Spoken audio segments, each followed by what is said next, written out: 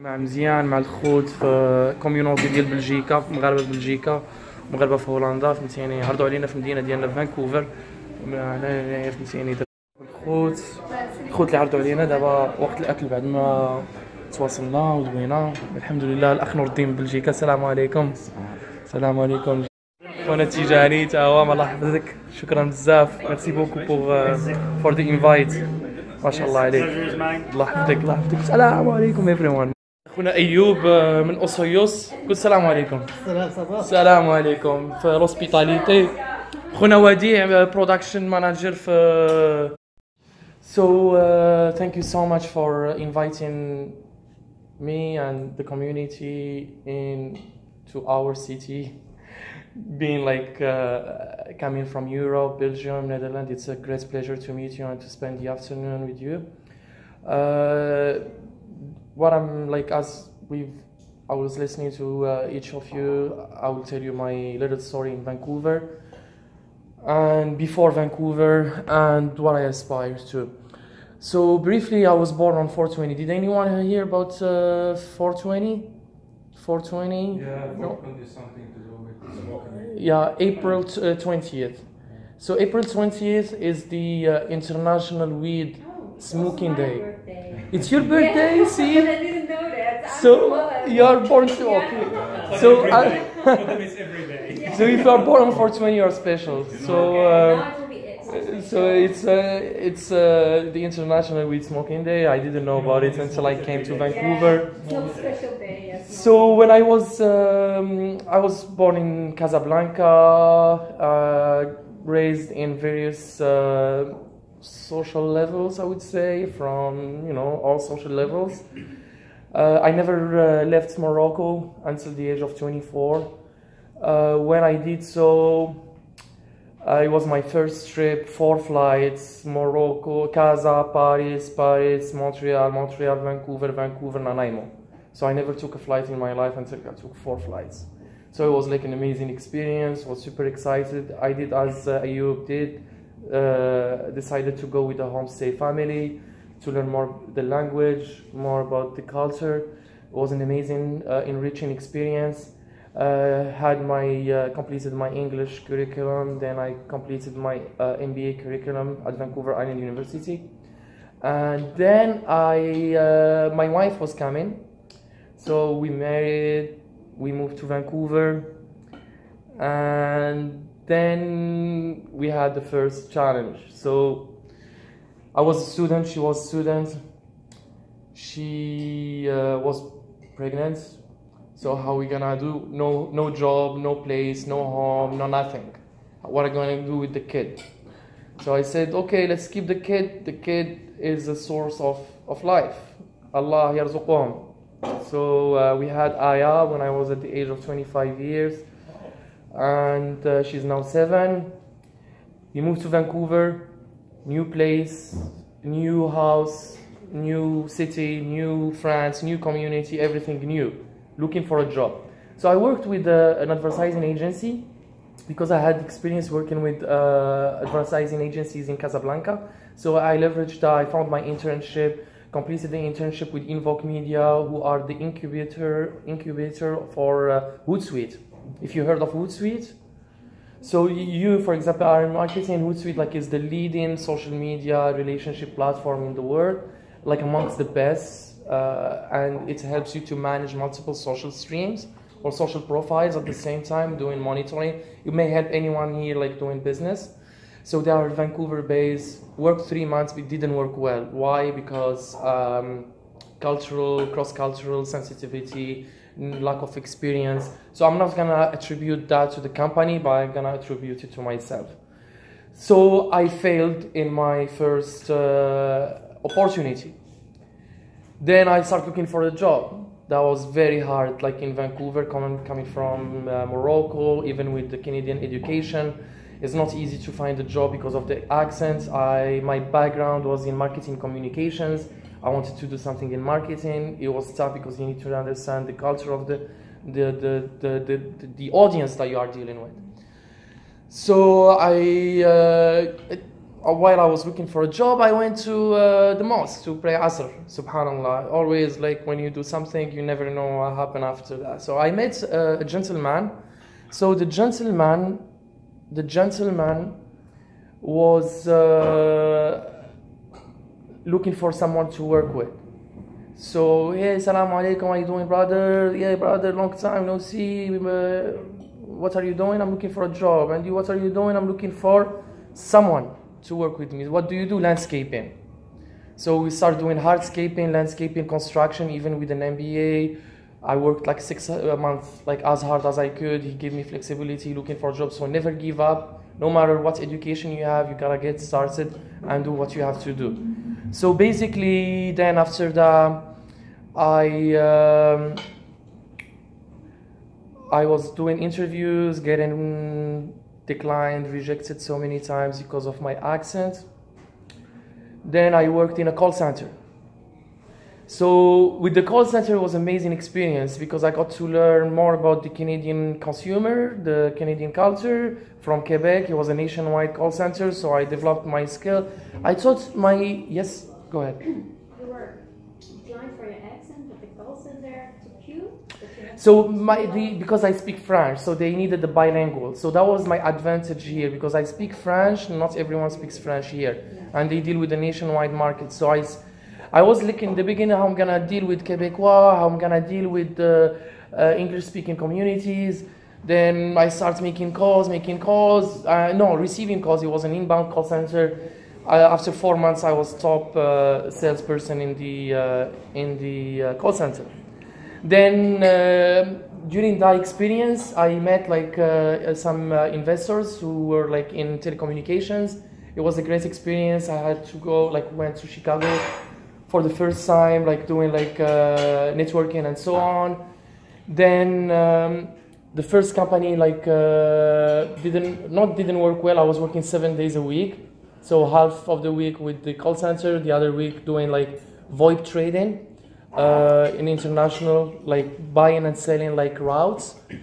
And after that, decided to stick with the account management role for a while, but the company went bankrupt. So because the company went bankrupt, started looking for a job, and then I found another job in telecommunications. But instead of telling you the story or telling you my story, I'll tell you the wisdom behind the story. So if I didn't work in landscaping, I wouldn't get the job as an account manager.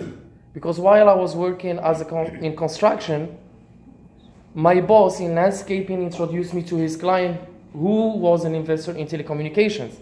And he said, what do you do? I have my company, my business. What do you do in telecommunications, selling? And oh, I have this guy, he has an MBA, he has marketing, he speaks French, English, Arabic, he can help you. Can you hire him? I need him, but I really want to help him. So from a landscaping job to an account management job. Then from that account management job, because I got the experience, I got another opportunity in telecommunications, worked a couple of years there. Then I worked in another company, Bell, if you know, one of the largest ones in Canada, for a few weeks. And then I decided to move to online video, which is my passion. It's all related to marketing. Worked with that company, but again went bankrupt. Sounds like all the companies I go, they get bankrupt. But there are always meaning. It was an amazing experience because I was calling all advertising agencies in Canada and the States, and I was overcoming my accents or any challenges. I was speaking with big agencies, small agencies, learning more about their practices, trying to build partnerships. And now I'm very grateful. I work with Broadband TV, which is the #1 YouTube network worldwide. There are thousands of networks in the world doing YouTube business. And I am managing the Arabic market. And as I mentioned in the beginning of our meeting, on this side, I'm doing some consulting for small businesses in marketing, and at the same time building or having a junk removal business.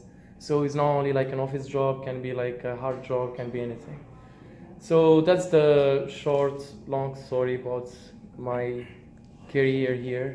And what I aspire to, I would love to become a small business owner, but a series of small businesses.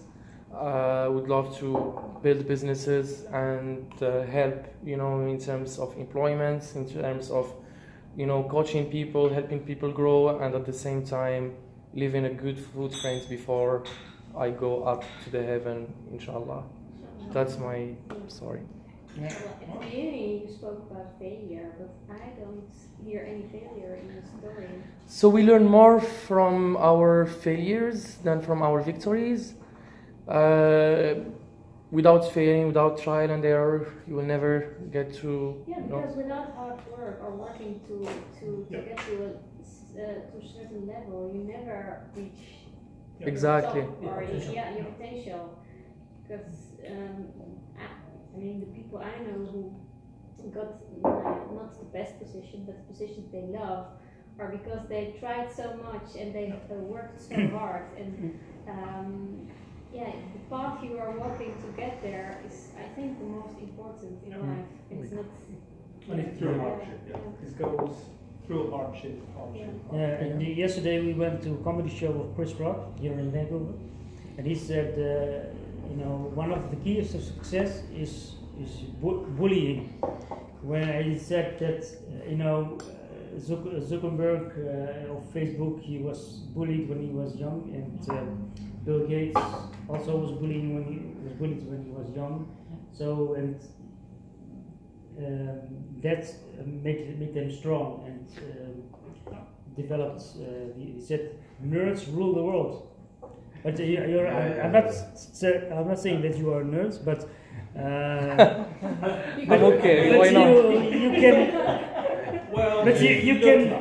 Bill Gates, he failed 9 times, and then the 10th time he had success. And that's Bill And he Gates. didn't finish his high school, university. Yeah. Most of the And I think, successful businessmen have failed a lot. and I think each step you take, you know what you want, what you don't want, and then you take a direction, and then you see what you don't like, and then you take another direction. Because And then, do you use your video a lot for your marketing advices? No, what I do is mostly like design services, digital design, like websites, like more consulting, more at the high level, like kicking off like new business. So that's what I basically do, but nothing to do with video. Video is my full-time job. It's like I work with vloggers, I work with like educational channels, teachers, teenagers who have YouTube channels and generates money. So I just work with them, help them grow their channel, give them resources, introduce them to my team, give them, based on their size. It's a lot of not a lot of technicality in it, but it's a lot of fun because I get to use my Arabic as my strength, improving my, and reporting in English, and using my French in North Africa. So I have like friends and connections all over the place, from Morocco to Iraq and overseas. So that's a blessing. I'm very grateful for what I do as a full-time country manager or Arabic markets manager, but I would love to do more as on my own. you see that the online marketing on Instagram, on YouTube is booming right now. You see there's a lot of money is going into the Snapchat vloggers, people. Yes, influencers. Yeah, Influencer marketing. Right now, I get to learn more from their practices, but it is a hard work. Like you gotta invest a lot of time into it with a lot of passion and a lot of new ideas to get, again, like trial and error. So you get involved in the consultancy of kicking off new small businesses or so, but not on the technical part of programming or. No, nothing to do with the technical part of programming. I have like connections in India, in Morocco, that I outsource to. So the company or the business is called Media. So like yes, media, but it is like very early stage. It's only like a few projects, but I'm like leveraging that for my Jaws junk removal. So like I'm learning, like I think like just being in one experience or in a single role for a very long time can be a little bit challenging if you want to leave like a footprint for like the future generations. Like the influence to me is very important. Like when we will be asked like what did you do for in your life, you know, like have you built a school, have you built a hospital? To do that you need money, you need investors, you need connections. You can't just do that.